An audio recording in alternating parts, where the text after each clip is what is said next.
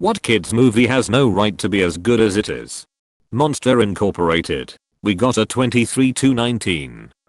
I was floored by Coco. Turned it on as a take a nap on couch movie and here I'm totally invested in the story and tearing up holes 100%. Nearly flawless movie.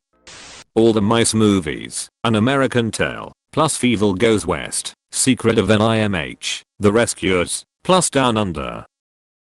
I lived in New York for a while and was horrified by the thought of having to kill a little Fievel. Edit. Never watched The Great Mouse Detective, but I'm thinking I'm gonna have a classic mice movies day and watch it. Treasure Planet. Classic literature meets science fiction interpretation that I found delightful and would watch again and again. Matilda.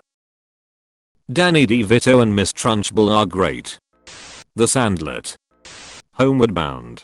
Live action talking pet movie shot mostly in the woods with limited human interaction. If you didn't get emotional when Shadow returns home, you have no soul. George in the Jungle. Say what you want, but Brendan Fraser was a big part of my childhood after dinner, especially in The Mummy and The Mummy 2. Hook. Way better than any children's movie I can think of besides Princess Bride or The Neverending Story. Robin Williams opposite Dustin Hoffman with Bob Hoskins and Julia Roberts, all playing characters like it was the most fun they'd ever had. A Muppet Christmas Carol is the best version of A Christmas Carol. Labyrinth. David Bowie is amazing, and that is some of the slickest puppeteering I've ever seen. Ratatouille. Remember watching it as a teen and loving it, and now I can appreciate even more of it. The designs, the animation, and the fact that those Pixar folks made us cheer and love a rat.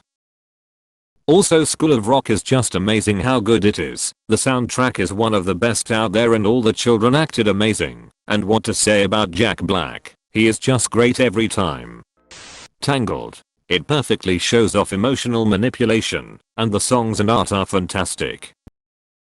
My only critique is that we didn't get to see the aftermath of Rapunzel coming to terms with her trauma, but it's understandable given the time restraints and target audience. Wreck-It Ralph. The Goofy movie smacked while I was a kid, and even more so now that I'm a grown-ass man.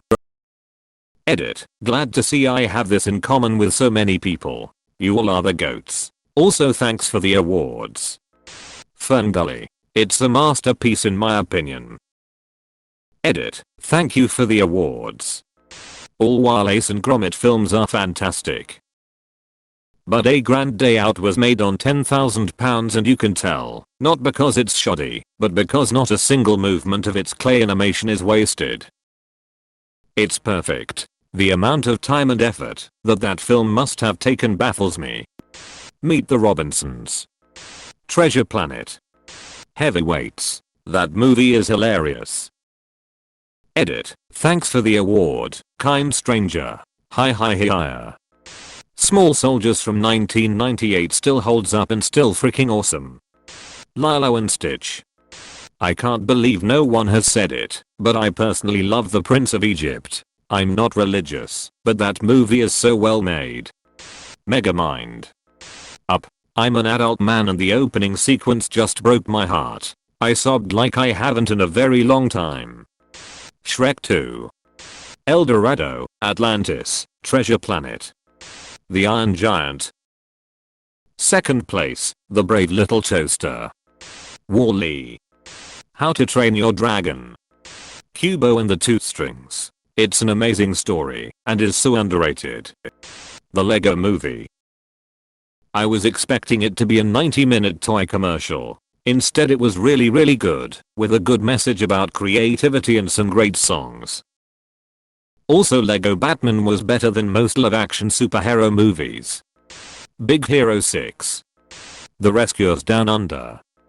Kung Fu Panda. You'd expect a lot of fat jokes and not much else, but all three movies are fantastic in terms of action, drama, and emotions. Kubo and the Two Strings.